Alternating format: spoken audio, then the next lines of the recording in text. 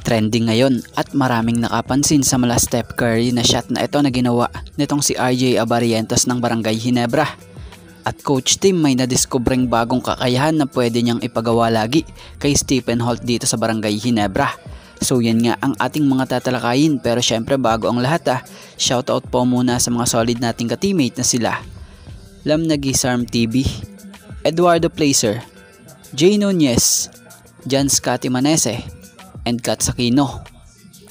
Sa nangyayaring adjustment ng Barangay Ginebra sa kanilang koponan, maganda ang naging resulta at marami ang nagbago. Kung mapapansin nyo, mula kay Justin Brownlee at kay Japet Aguilar, ibinalik nga sila ni Coach Tim as dominant pagdating sa opensa.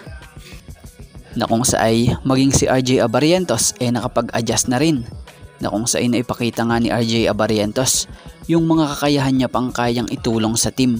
Mula sa pangit niyang simula kontra Ross na may 1 of 15 field goal shooting lang, patungo sa maganda at pagbawing laro kontra SMB na nakapagbuslo ng 13 points, 3 assists, 1 rebound and 1 steal at may 6+ efficiency.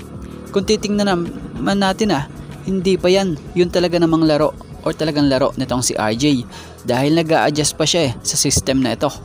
Pero sa laro niyang ganito, lalo na siguro pag gamay na niya na yung triangle at mas makikilala pa niya yung mga laro talaga ng teammates niya, dito sigurado mas bibigat palalo yung takbo ng laro ng Barangay Ginebra.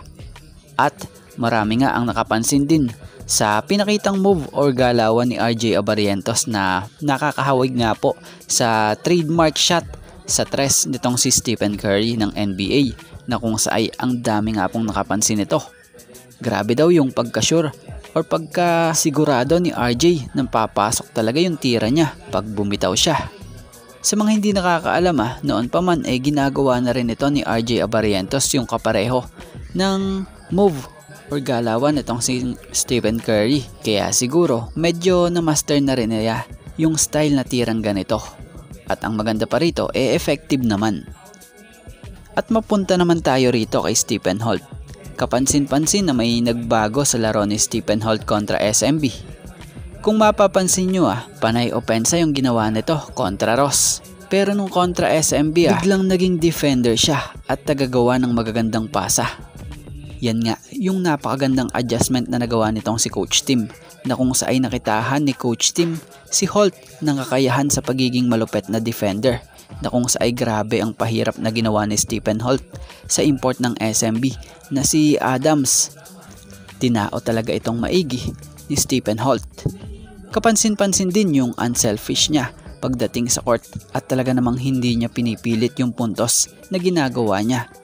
Ang maganda rito, yung pinapatrabaho sa kanya, yun talaga yung ginagawa niya, at kita mo naman kay Stephen Holt na gusto niya na talaga or gusto niya talaga mag-fit talaga dito sa system ng Barangay Ginebra. So yan nga, sa ngayon ito nga lang po muna mga ka-teammate ang ating sports pasada, and thank you for watching guys, and God bless everyone.